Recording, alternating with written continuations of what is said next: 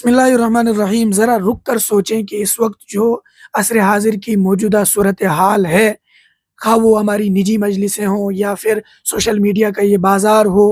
ہر شخص دوسرے بندے پر نکیر کرتا ہوا نظر آتا ہے، خواہ وہ کسی طبقے پر ہو یا کسی شخص پر ہو یا پھر کسی ملک پر ہو۔ اس وقت کی صورتحال ہمیں یہی بتاتی ہوئی نظر آ رہی ہے کہ ہر بندہ دوسرے سے پریشان ہے۔ ذرا 2 منٹ کے لیے سوچیں، کیا ہم میں سے کوئی ایسا بندہ ہے کہ جو یہ دعویٰ کر سکتا ہو کہ میری ذات بالکل عیب سے پاک ہے، میری ذات بالکل صاف ستھری ہے، میرے اپنے وجود سے کسی کو تکلیف نہیں پہنچتی، میرا اپنا کردار بالکل ہر طرح کے تعفن سے پاک ہے، میرے اپنے وجود سے کسی کو آج تک کوئی تکلیف نہیں پہنچی یا پھر پہنچتی ہے؟ کیا اس طریقے کے دعویٰ کوئی شخص کر سکتا ہے؟ اگر کوئی کرے تو اس کا یہ خیال باطل تو ہو سکتا ہے، لیکن حقیقت پر مبنی کوئی ایسا خیال نہ ہو سکتا ہے، اور نہ یہ کوئی عقل مند انسان کوئی ایسا دعویٰ کرے گا۔ لیکن اس کے باوجود بھی ہم،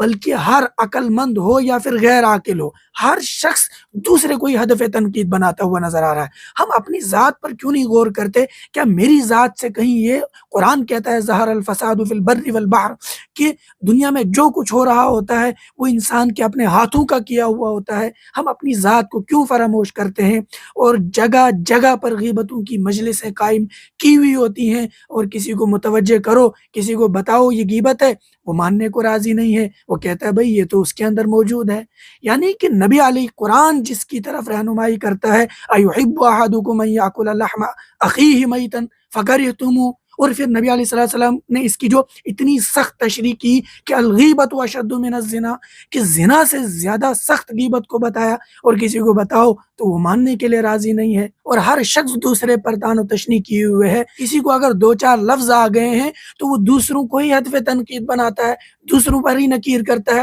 دوسروں کے لیے کہتا ہے کہ بھائی یہ بندے ملوث ہیں، یہ بندے غلط ہیں، یہ لوگ غلط ہیں، یہ طبقہ غلط ہے۔ میں اپنی آپ کو کیوں بھول جاتا ہوں؟ تو ادھر ادھر کی نہ بات کر، یہ بتا کہ قافلہ کیوں لٹا، مجھے رہزنوں سے گلا نہیں، تیری رہبری کا سوال ہے۔ ہر جس بندے کو 2 لفظ آگے پڑھنا وہ دوسروں کو تقریر کرتا پھرتا ہے۔ میں اپنے آپ کو کیوں بھول جاتا ہوں؟ قرآن مجھ سے کیا کہتا ہے، حدیث مجھ سے کیا مطالبہ کرتی ہے؟ حدیث میں بتلایا گیا لا تظہر الشماتۃ لاخیک، اگر تو اپنے بھائی کی برائی دوسروں کے سامنے بیان کرتا ہے تو یاد رکھنا کہ اللہ تعالیٰ فیرحمہ اللہ، اللہ اس پر رحم کرے گا اور تجھے اس میں مبتلا کر دے گا، ویبتلیک، تجھے اس میں مبتلا کر دے گا۔ انسان اپنی ذات کو بھول جاتا ہے اور لوگوں پر ہی تبصرے کرتا پھرتا ہے، لہٰذا ضرورت اس چیز کی ہے۔ اور ایمان والا جب اللہ اور اس کے رسول کی بات سن لیتا ہے بس وجلت قلوبہم، قرآن میں آیا انما المؤمنون الذین اذا ذکر اللہ، جب بتلا دیا جاتا ہے یہ اللہ کی آیت ہے، یہ اللہ کا حکم ہے، بس وجلت قلوبہم،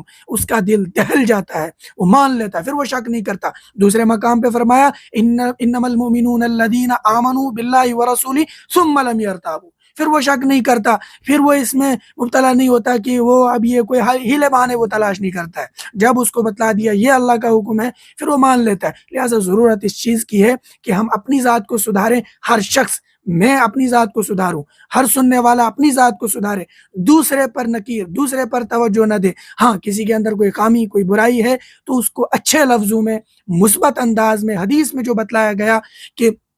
مومن کا آئینہ ہوتا ہے، تو آئینے کے سامنے جب انسان کھڑا ہوتا ہے تو آئینہ انسان کی عزت نفس کو سامنے رکھتے ہوئے، اس کو ملحوظ رکھتے ہوئے اس کی غلطی کو اجاگر کرتا ہے اور اس کو درست کرنے کی ترغیب دیتا ہے۔ یعنی کہ اس کے آئینے کے سامنے آپ کھڑے ہو جائیں تو آئینہ آپ کو ملامت نہیں کرتا، آپ کو کوئی ایسی بات نہیں کہتا کہ آپ پریشانی میں مبتلا ہو جائیں، آپ اپنی بے عزتی محسوس کریں، بلکہ وہ ایک آپ کو محسوس کروا دیتا ہے کہ آپ کے جسم پر فلانی جگہ پر داغ ہے، نشان ہے، نقص ہے، اس کو دور کر لیجئے، اس کو ہٹا لیجئے۔ تو اسی طریقے سے ایک انسان، ایک مسلمان کا کردار ہونا چاہیے، وہ اگر دوسرے کو نصیحت بھی کرے تو اس انداز میں کرے کہ اس کی عزت نفس باقی رہے۔ تو لہٰذا اس ویڈیو کا پیغام میری طرف سے قرآن حدیث کی روشنی میں یہی ہے کہ ہم اپنی ذات کو سنواریں، اپنی ذات کی طرف توجہ دیں، لوگوں کی غیبتیں کرنا چھوڑ دیں، لوگوں کو جج کرنا چھوڑ دیں، اپنی مجلسوں کو پاک رکھیں۔ جب تک ہم اپنی مجلسوں کو پاک نہیں رکھیں گے، ہم یہ گمان نہ کریں کہ ہمارے ذریعے سے بھی، ہماری بات میں بھی وہ تاثیر پیدا ہوگی، ہرگز نہیں ہو سکتی ہے۔ اگر ہمارا وجود داغدار ہے، اگر ہمارے کردار سے تعفن چھوٹتا ہے، اگر ہمارا کردار بدبو سے لیس ہے تو کیسے ممکن ہے کہ ہمارے وجود سے بھی کسی کو فائدہ پہنچ سکتا ہے؟